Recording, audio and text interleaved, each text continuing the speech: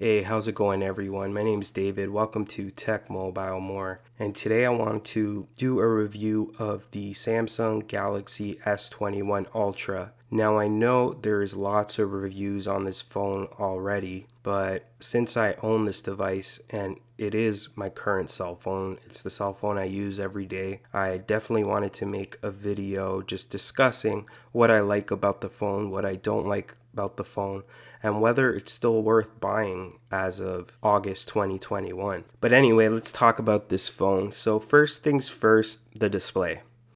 It's a great display. Bye, thank you. No, I'm just joking. It goes up to Quad HD resolution and it's Super AMOLED. The colors are bright, vibrant. Like you can use basically any wallpaper and it will just look great on this display. I like the bezel-less, or at least almost bezel-less design. Yes, the size of the display is pretty big. It's 6.8 inches and it's pretty long. I believe it has a 21:9 aspect ratio, so that's a pretty big ratio. But the good thing is that because it's such a wide ratio, that when you're watching like movies with larger, wider aspect ratios, when you crop in, you don't lose as much as you did before. Viewing modes are good too. I've never had any real issues viewing this outside. You do have to turn up the brightness when you're outside, but that's not a big deal. As far as the look of the phone goes, I'm not going to get into too much detail about that.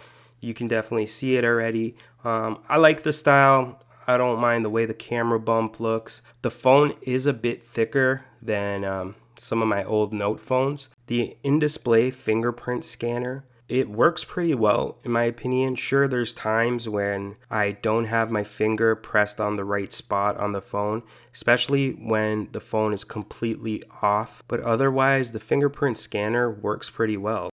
This phone uses dual speakers and they sound pretty good. Now, by far, because of that 120 hertz refresh rate, this is the smoothest phone I have ever used, the smoothest Samsung phone I have ever used. This phone is powerful. It has a Snapdragon 888, at least my version does because I'm in Canada. I believe the European versions use an Exynos processor, but the Snapdragon is very quick, very snappy. From what I've seen online as well, the Exynos is not too far behind. But like I said, navigating throughout the UI is nice and snappy. Any video game that I've downloaded from the App Store, I can run it at max settings without a problem. Yeah, if I'm doing lots and lots of gaming for long hours, the phone may start to heat up a bit and lose some frames, but for the most part, it handles gaming very well. Now, I don't download emulators on my phone. There's a lot of YouTube videos out there showing just how powerful the Snapdragon 888 is and the emulation capabilities that this phone has. It also has 12 gigabytes of RAM, and 12 gigabytes of RAM is more than enough to anything I ever do. I'm happy that it has 12 gigabytes of RAM, but I don't really need it, to tell you the truth. I think I could get away with 8. Now let's talk about the camera. The cameras are cool because, there's lots of different lenses on here, and you have the 10 times and 3 times zoom options and an ultra wide lens, and these are really fun to play around with. The main sensor is 108 megapixel, but I never use the 108 megapixel. I'm perfectly fine with the 12 megapixel. Now, the front-facing camera on this camera is probably the best front-facing camera I've ever used on a Samsung phone, so way to go. I don't know why Samsung doesn't give you pro photo or pro video for the front-facing camera. I'm actually into photography and I do own dedicated photography cameras. So when you come from dedicated photography cameras, you do notice some of these little things that kind of bother me with smartphone pictures. For one thing, I find that all smartphone pictures are usually over sharpened, Even when you use the Pro mode, I find they're still a bit over sharpened. Same with video. Again, sometimes the video comes out looking really good, but more often than not, the video just looks too over sharpened for me. Another issue I have with the camera is that in Pro mode, you can only use the ultra wide and the main camera lenses. I don't know why Samsung does this. Like, just give us control over all the lenses in Pro mode. Like, I don't know why they won't let us have that capability. But overall, the camera is good. I think for 99.99% of people out there, this camera will probably be the best camera you own, because a lot of people don't have, dedicated cameras.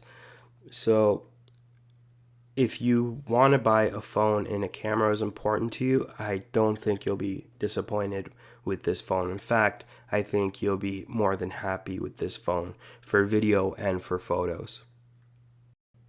The battery life has been pretty good. I'm not going to go into specifics with this because I haven't really measured it, just based on my usage, and I would say I'm a moderate to heavy user, but I usually have I would say about 30 to 40% battery left by the time I get home from work and everything.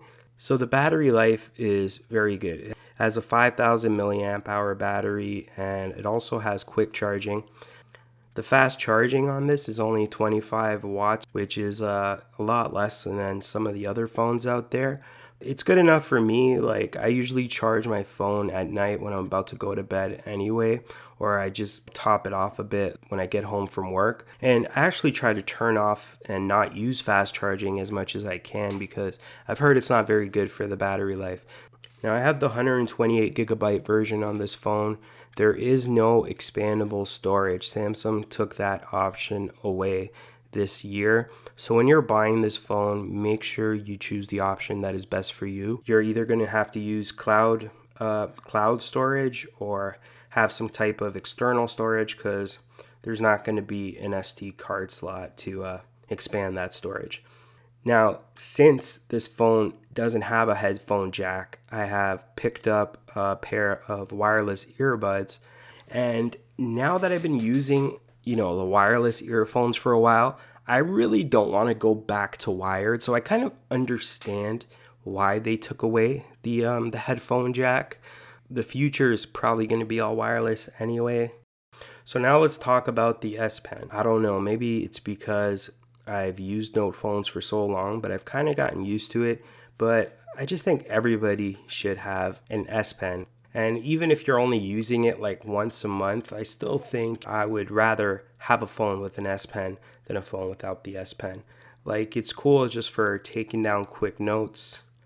If you're an artist, you can draw.